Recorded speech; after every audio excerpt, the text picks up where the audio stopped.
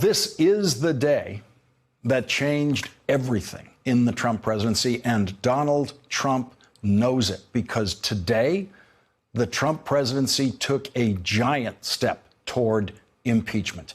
It happened in a courtroom in Manhattan when these words were spoken: at the direction of, meaning at the direction of the President of the United States. And when a defendant is pleading guilty in court, it is very difficult for the defendant to say something more important than the word guilty. That's usually the most important word a defendant speaks during a guilty plea session. But today, in federal court in Manhattan, Michael Cohen said, "Guilty, Your Honor," 8 times, and he's also said, "at the direction of," twice. And both times he meant at the direction of the President of the United States. And so today, Donald Trump made history by becoming the first president of the United States to be accused under oath in federal court of ordering someone to commit a federal crime to win a presidential election. At the direction of. Today, Michael Cohen said under oath, Donald Trump made me do it. My boss made me do it. He told me to break the law. At the direction of. After pleading guilty to multiple tax evasion counts and 1 count of bank fraud, Michael Cohen then pleaded guilty today to 2 counts of campaign finance violations. Reading from notes, Michael Cohen then described to the judge, in his own words, how he committed those crimes. He said, as to count number 7, on or about the summer of 2016, in coordination with and at the direction of a candidate for federal office, I and the CEO of a media company, at the request of the candidate, worked together to keep an individual with information that would be harmful to the candidate and to the campaign from publicly disclosing this information. After a number of discussions, we eventually accomplished the goal by the media company entering into a contract with the individual under which she received compensation of $150,000. He was describing how he arranged, at Donald Trump's direction, for the publisher of the National Enquirer, David Pecker, to pay $150,000 to Karen McDougal so that the National Enquirer could bury her story about having a year-long sexual affair with Donald Trump. Michael Cohen described the other violation of campaign finance law this way: Your Honor, as to count number 8, on or about October of 2016, in coordination with and at the direction of the same candidate, I arranged to make a payment to a second individual with information that would be harmful to the candidate and to the campaign to keep the individual from disclosing the information. To accomplish this, I used a company that was under my control to make a payment in the sum of $130,000. The monies I advanced through my company were later repaid to me by the candidate. Michael Cohen is, of course, talking about Stormy Daniels, who was paid $130,000 to stay silent about her sexual affair with Donald Trump. Stormy Daniels' lawyer, Michael Avenatti, who helped her break her silence, will join us in our discussion tonight. Michael Cohen told the judge the motivation for committing these campaign finance crimes at the direction of Donald Trump. Michael Cohen said, "I participated in this conduct, which on my part took place in Manhattan, for the principal purpose of influencing the election." Michael Cohen said that twice.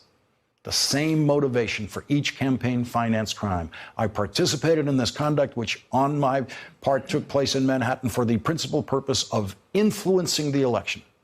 The principal purpose of influencing the election. So Michael Cohen is now saying under oath that he believed, and no doubt Donald Trump believed, that in order for Donald Trump to be elected president, the silence of these 2 women would have to be illegally purchased. Crimes would have to be committed to elect Donald Trump. Michael Cohen is saying that Donald Trump ordered him to commit these crimes so that Donald Trump could win the presidency.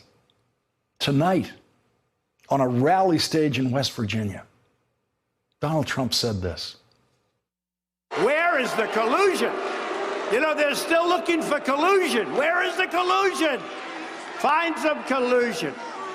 We want to find the collusion." Here's some collusion for you. Donald Trump colluded with Michael Cohen and David Pecker in an interstate conspiracy to violate federal campaign finance law. And that's not me making that accusation. That is Donald Trump's personal lawyer and confidant today in federal court under oath, making that accusation about the President of the United States participating in 2 federal crimes. Quote, for the principal purpose of influencing the election. Bill Clinton was impeached for less. Bill Clinton was never charged with committing crimes in order to get elected. Bill Clinton was never accused of a criminal conspiracy to defraud the American voter in order to get elected.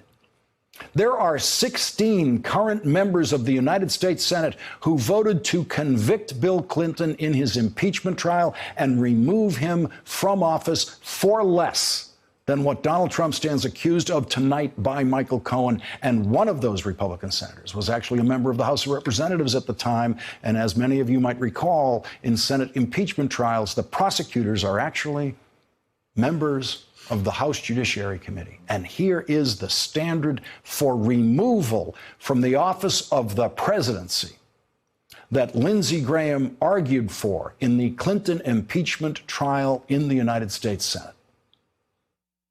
So the point I'm trying to make is you don't even have to be convicted of a crime to lose your job in this constitutional republic.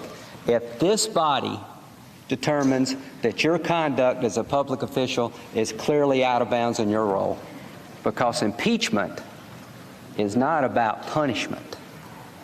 Impeachment is about cleansing the office.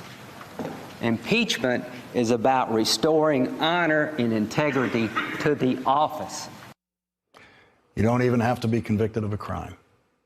Impeachment is about restoring honor and integrity to the office. You will not hear Lindsey Graham say that again. Lindsey Graham and all of the Republican senators who voted for Bill Clinton's removal from office have proven in the last 2 years that they did not mean a word that they said when they voted to remove Bill Clinton from office. Not a single word of it. They do not care about restoring honor and integrity to the office. But impeachment begins in the House of Representatives. And if Democrats win the House in November, then we are tonight already on the road to impeachment hearings in the House of Representatives, impeachment hearings that Republicans cannot stop. The New York Times is reporting tonight that the White House realizes this and is worried about impeachment as never before. White House correspondent Maggie Haberman tweeted, Trump folks are worried about impeachment more than before. The thinking goes like this. This is something tangible, not a theoretical, and it didn't come from Mueller. Does not mean it will happen, but this has moved to a different stage in their minds. Today, when Michael Cohen pleaded guilty, the prosecutor and the judge made it clear that Michael Cohen will have to pay restitution for the damage he has done with his crimes. But how can Michael Cohen pay restitution to the 65 million people who voted for Hillary Clinton for president, or to some of the 62 million people who voted for Donald Trump, but would not have if they had heard Stormy Daniels' story about Donald Trump, telling her that she reminded him of his daughter before he had sex with Stormy Daniels? How do you pay restitution to the 330 million people who now live in a country where the president was accused today in federal court of conspiring to commit 2 crimes for the principal purpose of influencing the election? There is no campaign finance violation in history that comes close to the enormity of the crimes that Michael Cohen confessed to today and accused the president of the United States of ordering him to commit. Thanks for checking out our YouTube channel. Subscribe by clicking on the button below for more from The Last Word and the rest of MSNBC.